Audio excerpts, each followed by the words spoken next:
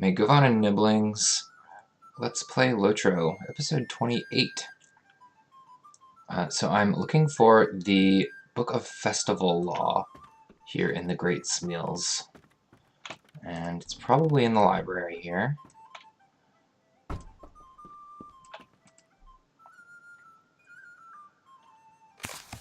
Yep. Found that. So now I can go talk to Will Whitfoot back in Mickle Delving. I'm going to milestone there, just to get there quickly.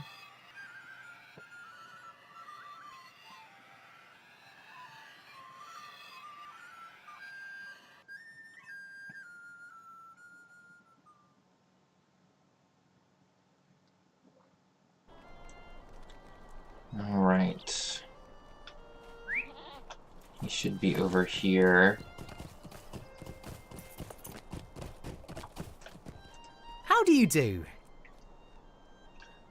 Alright. Stay and have some tea. Alright, so he says the festival planner can be changed with a petition. So I take this petition to Hobbiton and get people to sign it. I don't think we'll have any trouble getting 10 people to sign the petition to replace Lobelia as the festival planner. She is not popular there at all. Alright, so I'll take the stable horse to Hobbiton. I could just ride there myself on my horse. Alright, so I asked you, Niblings, what you would like me to do after I finish the Shire. And you picked that I should go to Ered Luin. So that's what I'll do. After I finish quests in the Shire, I will venture over here to Ered Luin. I'm not going to do the whole zone. I'm not going to do every quest like I've been doing here in the Shire. That would just take way too long. And I want to level up faster. So I'm just going to do 30 quests in Ered Luin, just enough to complete the quests of Ered Luin deed. And I'll do the exploration deeds as well. So I'll just do basically the highest level. The level range for Ered Luin is about the same as the Shire. It's around 1 to 15-ish. So I'm just going to do some of the higher level ones since I've already out-leveled most of the quests in Ered Luin. And then I'll go from there to Breland. Alright, let's get people to sign this petition. What do you need? Hello there. Oh yeah, people are eager to sign it.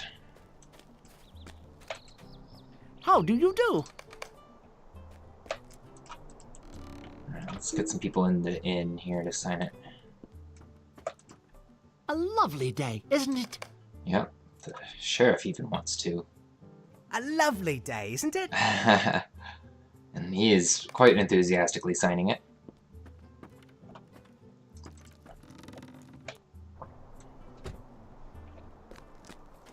Well,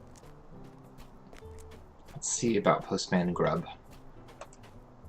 What do you need? Oh yeah, he's pretty excited about signing the petition. I'm sure Holly will be as well.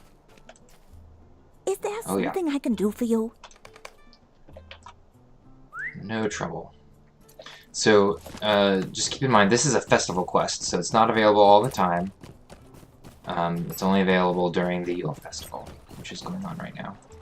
How rude! Ted Sandyman does not want to sign it. You know who else I bet doesn't like Lobelia? I bet Gaffer Gamgee.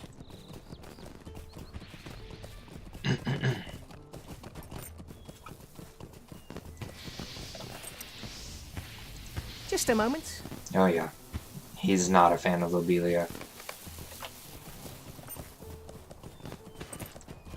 Alright. So, seasonal festivals happen, I think at least 5 times a year. There's one for each of the 4 seasons. And then there's one for the anniversary of Lord of the Rings Online each year. It's been a foul day, it has. And there might be other events that go on throughout the year that use kind of the general festival format. Although there are some that don't. I can't recall off the top of my head which ones do and which ones don't. But as soon as I finish this quest, I will show you around the party tree and just give you an idea of some of what goes on during these festivals. Well, the gall of some folk. Alright, so Lobelia says, "This is an outrage. How dare you threaten me with a petition? But look here, it only has 9 signatures. There have to be 10. Oh, Marigold Gamgee. Marigold says, "My gaffer told me there was someone up here looking for me. Oh, this petition he said I should sign." Lobelia is upset. She says, "Now that I signed it, can I go back to playing?" It's kind of hard to read that text here. I want a word with you. Ah, another party ruined, no thanks to you.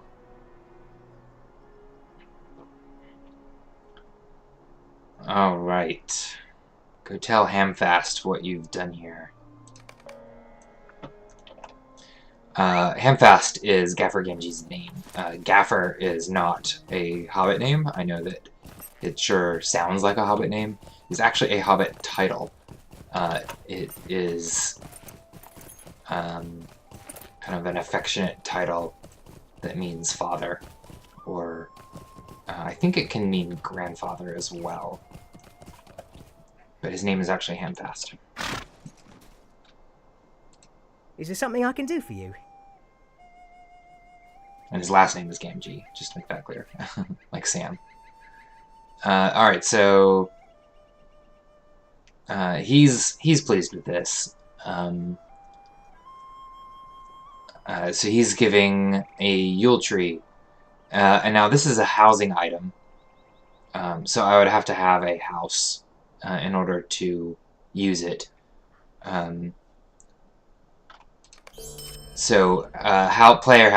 There's player housing. You can buy houses at various places throughout Middle-earth.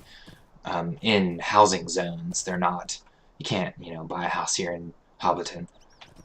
You have to go to one of the housing zones. Then you can put various decorations and things. It's kind of neat. I probably won't do that with Hvila, but I might show you what one of the neighborhoods looks like at some point. But I'm not going to go through all the trouble of actually buying a house with Hvila. So this is the party tree. So when the yearly festivals, or the seasonal festivals happen, they take place at the 4 main places throughout Middle-earth. They take place in basically the 4 starter cities. In Celondim, in Ered Luin, in Thorin's Gate in Ered Luin. Those are the elf and dwarf starter areas. Here in Hobbiton, in the Shire. And then in the festival grounds in Breeland, which is north of Bree, which is actually a bit of a ways away from the starter parts of Breeland, but still, Breeland is considered one of the starter zones. And at each of these 4 places, there are various quests you can do. Stay and have some tea. So, like, you can see this is a repeatable quest. It's repeatable once every day, as long as the festival goes on. And they're just various things you know, funny. They can be entertaining. They can be lighthearted. They can be kind of just helping organize. A lot like just the Shire quests in general, honestly. Like most of, you know, I realize all you've seen so far, if you're just watching this, is the Shire, but Hello there. Might I speak with you a moment? so here, I'll do this one while I talk. So for this one, he wants to make cider, so he wants me to gather apples to make his cider. So yeah, I realize if you haven't played the game or seen any other videos,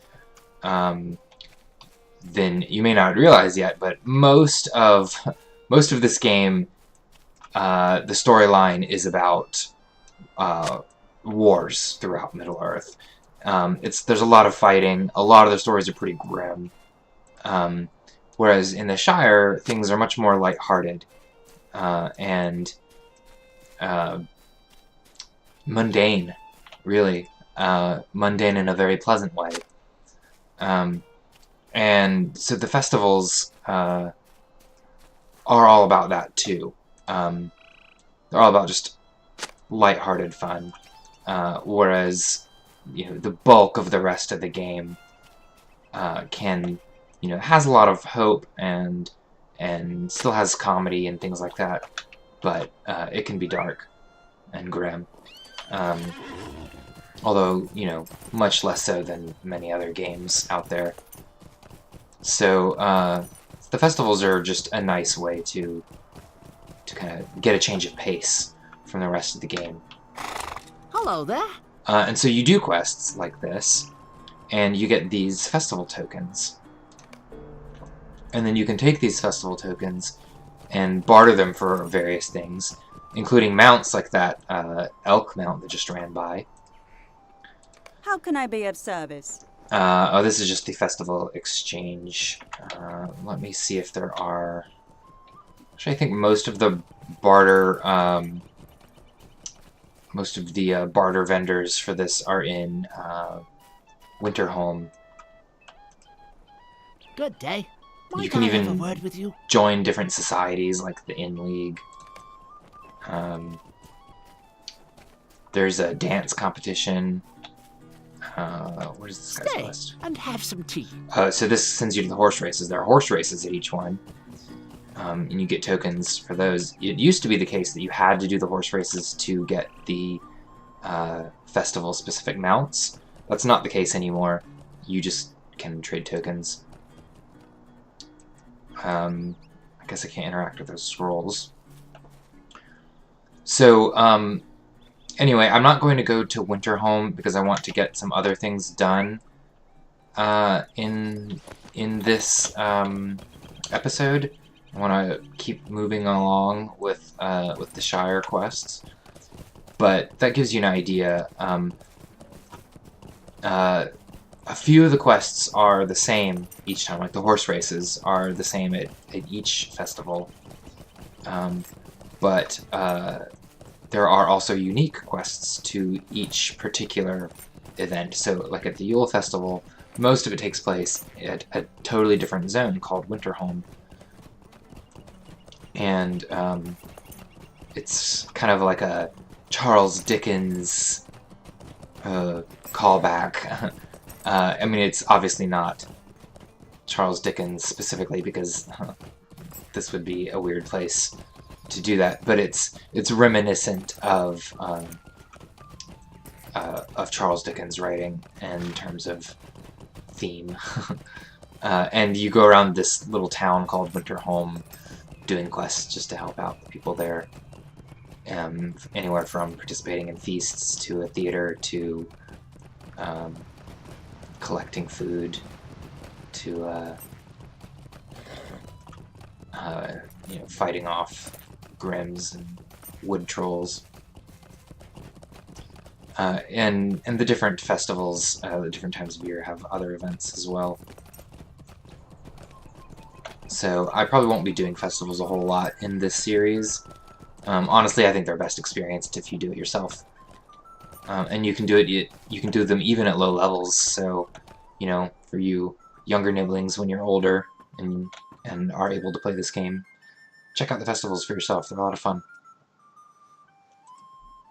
Oh, good day.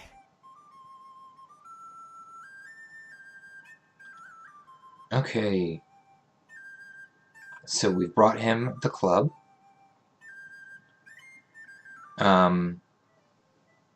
He's going to go to the goblin camp himself. And he wants me to go tell Hauros that he's doing it, and to thank him for finding the camps. That sounds like a bad idea. Let's go tell Hauros. And so Hauros is out here in the green fields.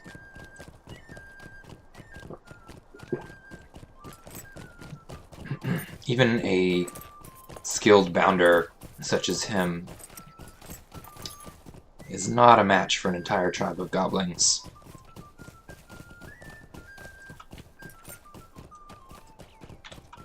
What do you need? Yes, Hauros agrees.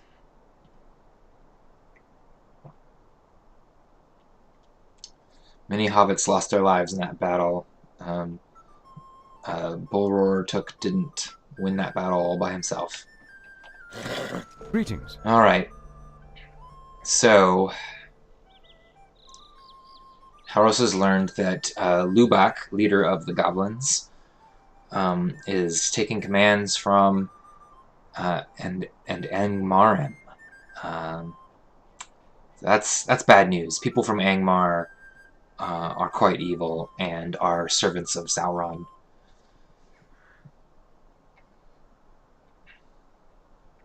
The man of Angmar has convinced Lubak that he is the heir of Gulfimbul, and that it is his birthright to dominate the Shire.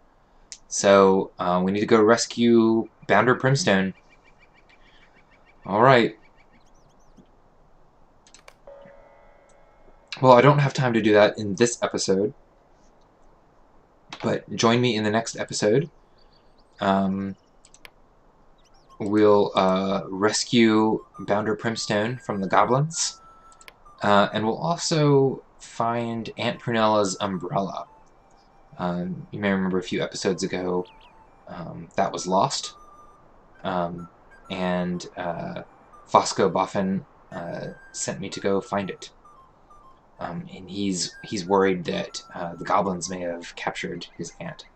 So, tune in next time, Niblings.